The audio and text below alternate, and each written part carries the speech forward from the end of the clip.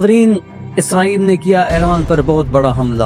13 جون 2025 کو اسرائیل کی فوج نے بڑے پیمانے پر فضائی حملہ کیا جسے آپریشن رائزنگ کا نام دیا گیا۔ ناظرین، حملہ ایرانی جوہری اور دفاعی تنصیبات، اہم فوجی قیادت جیسا کہ پاسداران انقلاب کے کمانڈر جنرل حسین سلامی، چیف آرمی سٹاف جنرل محمد باقری کی رہائش گاہ پر ہوا۔ ناظرین، ایرانی فوجی حکام کے مطابق سلامی اور باقری سمیت کئی سینئر فوجی، تقریباً 6 جوہری سائنسدان ہلاک ہوئے۔ فضائی دفاع کا نیٹ ورک تباہ کرنے کا دعویٰ اسرائیل کا۔ ایران کا رد عمل، ایران نے جواب میں 100 سے زائد ڈرون داغے جنہیں اسرائیل دفاعی نظام نے محدود علاقوں میں ختم کیا۔ امریکی اور یورپی حکام نے خبردار کیا ہے کہ حملہ خطے میں کشیدگی بڑھا سکتا ہے۔ برطانیہ، پاکستان، ملائیشیا، ترکی وغیرہ نے فوری کشیدگی میں اضافے پر تشویش ظاہر کی ہے۔ عالمی تیل کی قیمتوں میں 7 سے 14% اضافہ ہوا ہے۔ امریکہ نے واضح کیا ہے کہ اس حملے میں شریک نہیں ہے تو ہم اپنی فوجوں کی مدد کے لیے تیار ہے۔ ایران، عراق، اردن نے اپنی فضائی حدود بند کر دی ہے۔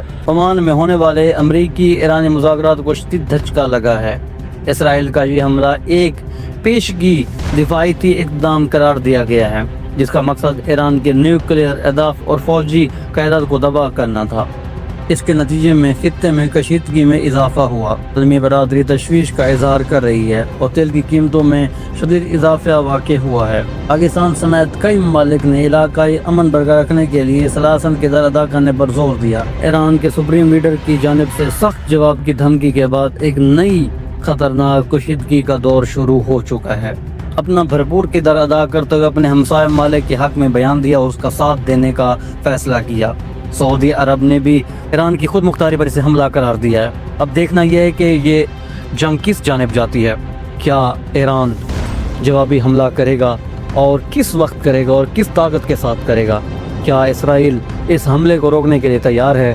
اب دیکھنا یہ ہے کہ آگے کی صورتحال کیا ہوتی ہے۔